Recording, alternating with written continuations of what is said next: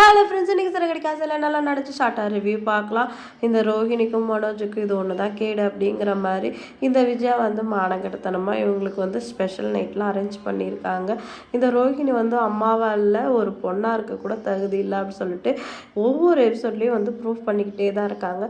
இப்போ இவங்களால காசு வந்துச்சு அப்படின்னு சொல்லிட்டு சேர்த்து வச்ச இவங்க நாளைக்கு இவங்களால அந்த காசு வரல அப்படின்னு தெரிஞ்சா திருப்பி எப்போ மாதிரி ரோஹிணி கிட்ட பிரச்சனை பண்ணி பையனையும் மருமகளையும் பிரித்து வச்சிருவாங்க. நாமளும் எவ்வளோ நாளைக்கு தான் இதெல்லாம் பார்த்துட்டு இருக்க போகிறோம் அப்படின்னு தெரியல. இப்படியே போச்சுன்னா அந்த சீரியலோட டிஆர்பி ரொம்பவே குறையிறதுக்கு வாய்ப்பு இருக்குது.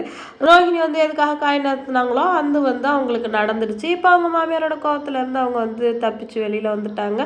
அடுத்து முத்து மீனா கிட்ட ஃபோனில் பேசிகிட்டு இருக்காரு. இந்த மாதிரி நம்ம வித்யாவுக்கும் முருகனுக்கும் விருந்து வைக்கலாம், அவங்களுக்கு கல்யாணம் ஆயிருக்குல்ல அப்படின்னு சொல்லிட்டு சொல்லவும் மீனாவும் சரின்னு சொல்கிறாங்க. இது கேட்ட விஜயா சண்டைக்கு வராங்க. கண்டவங்களுக்குலாம் என் வீட்டில் கூப்பிட்டு விருந்து வைக்கக்கூடாது அப்படின்னு சொல்லிட்டு இது ஒரு பெரிய ஆர்கியூமெண்ட்டாக போகுது.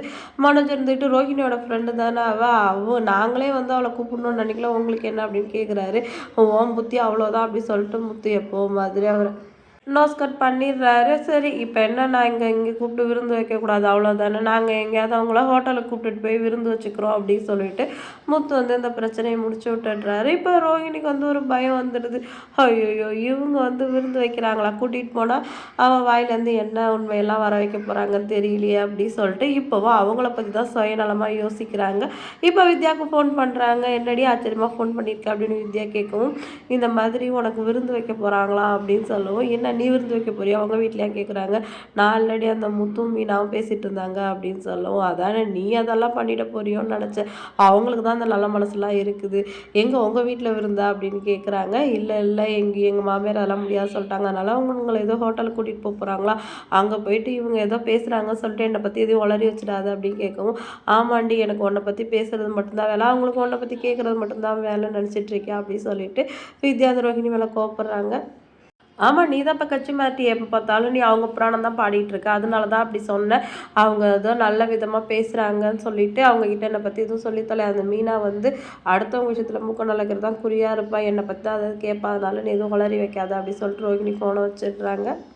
அடுத்த சில நீத்தோட ரெஸ்டாரண்ட்க்கு சாப்பிட வந்த கஸ்டமர் முன்ன மாதிரி இங்கே டேஸ்ட் இல்லையே, உப்பு இல்லை, காரம் இல்லை சொல்லிட்டு குறை சொல்கிறாங்க. கஸ்டமரோட சாட்டிஸ்ஃபேக்ஷன் தான் எங்களுக்கு ரொம்ப இம்பார்ட்டண்ட், அதனால நீங்கள் பே பண்ண வேணாம் அப்படின்னு சொல்லிட்டு அனுப்பிச்சிடுறாங்க. இப்போ நீத்தோட முகம் ரொம்ப மாறிடுது. இப்போ ரவியை கூப்பிட்டு கேட்குறாங்க, என்ன ரவி, முன்ன மாதிரி நம்ம ரெஸ்டாரண்ட்டில் இருந்தது டேஸ்ட்டும் இல்லை அப்படின்னு கஸ்டமர் கம்ப்ளைண்ட் பண்ணுறாங்க அப்படின்னு சொல்லிட்டு, நீங்கள் சாப்பிட்டு பார்த்தீங்களா, அவங்க சொல்கிறத வச்சு நீங்கள் எப்படி டிசைட் பண்ணுறீங்க, ஒரு கஸ்டமர் ஒரு மூடில் இருப்பாங்க, அவங்களுக்கு அது பிடிக்காமல் இருக்கலாம், அதான் நம்ம டேஸ்ட்டாக சமைக்கலன்னு அர்த்தமாயிடுமா, நான் என்னோட குவாலிட்டி தான் கொடுத்துட்ருக்கேன்.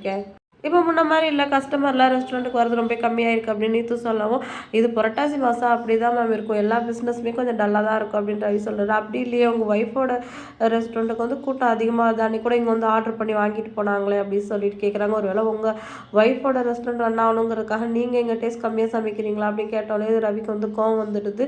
என்ன நீங்கள் எப்படிலாம் பேசுகிறீங்க, நான் எப்போவுமே ஜென்யூனாக தான் இருக்கேன் அப்படின்னு சொல்லவும், இல்லை நீங்கள் தான் இந்த ரெஸ்டாரண்ட் விட்டு போகணும்னு நினைக்கிறீங்களோன்னு நினச்சேன் அப்படின்னு நீத்து சொல்கிறாங்க. இது வரைக்கும் அப்படி நினைக்கல, நீங்கள் பேசுகிறத பார்த்தா அதை செய்ய வச்சுருவீங்க போல் அப்படின்னு ரவி சொல்கிறாரு. உடனே இந்த நீத்து அலர்ட் ஆகிடுறாங்க. ஐயோ, நான் என்னது விளையாட்டுக்கு பேசுனேன், நீங்கள் சீரியஸாக எடுத்துட்டிங்களா, அவரால் அப்படி சொன்னால் நீங்கள் என்ன ரியாக்ட் பண்ணுவீங்க பார்த்தா அப்படின்னு சொல்லவும், அப்போவும் ரவி கோவத்துலேருந்து குறையில, இன்னொருட்டாவது இந்த மாதிரி பேசாதீங்க, இதெல்லாம் எனக்கு பிடிக்காது அப்படின்னு சொல்லிட்டாங்க. கிளம்பிடுறாரு. இப்படியே போனால் அந்த ரவி இங்கேருந்து போயிடுவார் போல இருக்கே.